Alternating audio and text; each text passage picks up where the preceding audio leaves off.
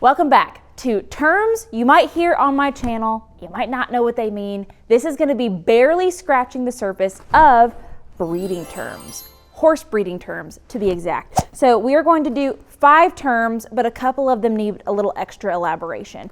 You're going to hear a lot of these terms coming up soon because breeding season is a mere couple of months away. If you want a part 2, you got to let me know what things I missed in this episode to add in the next one. Animal husbandry is the thing that we're talking about. Okay, we're not doing that.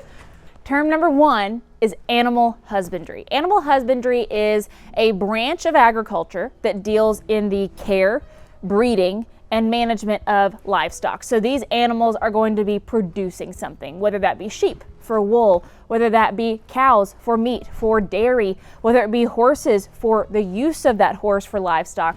That's what animal husbandry is. And so that leads into the rest of everything because that's kind of like the overview of what all we do here. Up. Right there. Go hard. Shoulder blade is. Ah! If she was naked and doing this, you'd probably be able to see it. But I'm not getting naked for you, Abigail, no matter how many times you ask. It has happened before, though. I know. By accident. Oh my gosh, that was the most humiliating moment. She walked in because she thought I was in the bathroom, but I was in my closet, which is a bedroom that I turned into a closet. And the most humiliating pose, just standing there like this, looking at my clothes to figure out what I'm putting on, butt naked. And she opens the door and goes, "Oh," and just heads out. Oh. Anyway. The next 3 terms are going to be talking about the methods of which we breed the horses. So this next term is called live cover. Live cover isn't something you're going to see a whole lot on my channel, but I wanted to go ahead and explain it just so you know every aspect. So live cover is the natural breeding between 2 animals. So for horses specifically, it is when the mare is present, the stallion is present, the stallion mounts the mare, and they breed naturally. That is used widely across the country, across the world for horse breeding practices. We just don't do it here.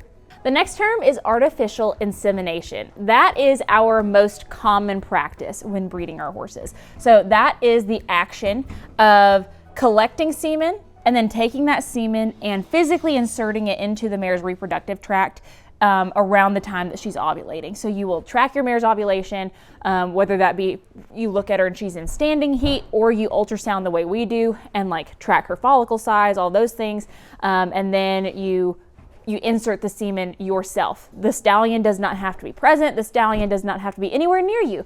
Generally speaking, when we are breeding, the stallions are in complete opposite states and different states, and that stallion from that one collection is breeding multiple mares. So that's artificial insemination. The next term is embryo transfer. So one of the methods we use to put an embryo into a recip mare, if you're wondering what a recip mare is, check out the part 1 of this. We talked about all the different names for the horses and the types of horses. So a recip mare is essentially a surrogate. So when we're looking for a recip to host an embryo and then grow it and foal it and all that good stuff for one of our donor mares, usually we'll utilize something like embryo transfer. So that is the action of you breed the donor mare. So the mare who you want to get the embryo from. You want her genetics. You want to get a baby from her. You just don't want her to carry it. You will breed her like you normally would. So you track her ovulation. You artificially inseminate her. And then 7 days after she has been bred and after she has ovulated, we will flush her. So they take a solution, they fill up her uterus with this fluid, and then they let it flow back out through a filter, and hopefully if she's pregnant, it brings an embryo with it. It's very important that you do it in that time frame so the embryo isn't too big to go through the tube and go through the filter. You also don't want to do it too early because then the filter won't catch it, so it's very time sensitive. But then once that embryo is caught, they check it and they find it in the microscope. They will then put it back into the recip mare, and the recip mare will have ovulated in a timely manner with the donor mare so that her uterus is a perfect host for this little embryo. And then hopefully after everything's said and done, it continues to grow, and then she's pregnant with the donor mare's baby. So that's embryo transfer. Look at Waylon. He looks so good. The next term is ICSI. The acronym ICSI refers to Intracytoplasmic Sperm Injection. I know, mouthful, right? But this is something we've been utilizing the past year, and I always get questions as to what it is. But this is an assisted breeding method, so we'll go over the steps. But essentially, you take one sperm and insert it into a mature oocyte, and then it grows into an embryo outside of the mare, and then it can be frozen or put into a recip mare to carry. So the steps.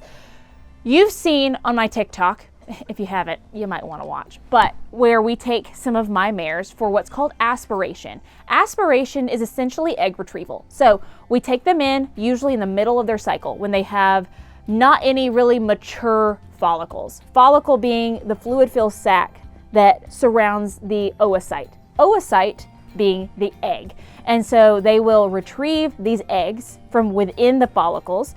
This last time that we did an aspiration with a few of my mares, Erlene gave 6 oocytes, but then Kennedy gave 33 oocytes. So obviously the more oocytes you start off with, the better luck you're gonna have.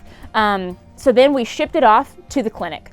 The clinic then, once that oocyte has matured, I think it takes a couple of days, they will then take one singular sperm, they will inject that sperm into the egg's cytoplasm, and then over the course of about a week, they will see which ones mature, which ones turn into blastocytes.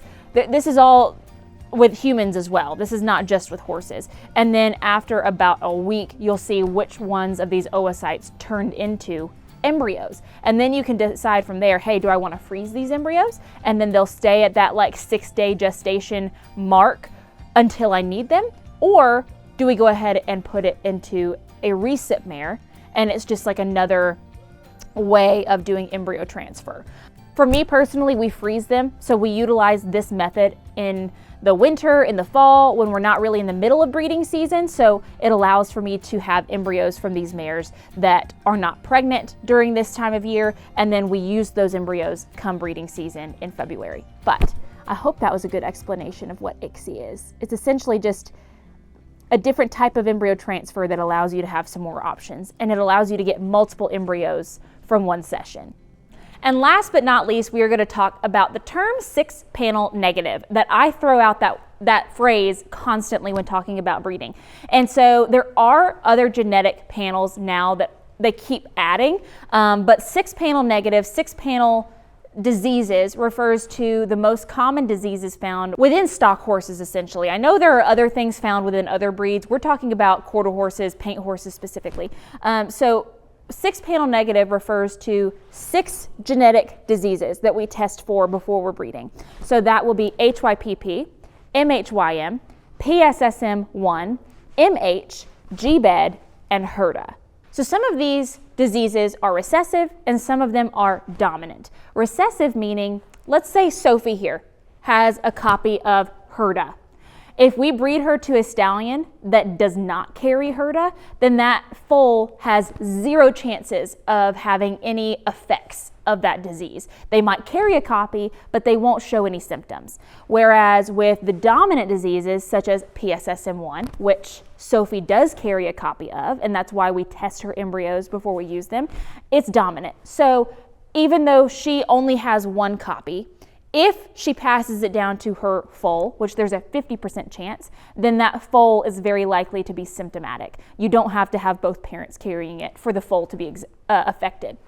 Now, again, we have chosen to test her embryos prior to implanting them so that we know that they're 6-panel negative. 6-panel negative refers to the fact that a horse has none of those diseases. Not even a single copy. And so it's important when you're breeding to know your horse's panel testing so that when you're choosing a sire for your mare, or if you are trying to figure out problems that you're having with your horse, possibly if they're showing symptoms, that you know what they carry.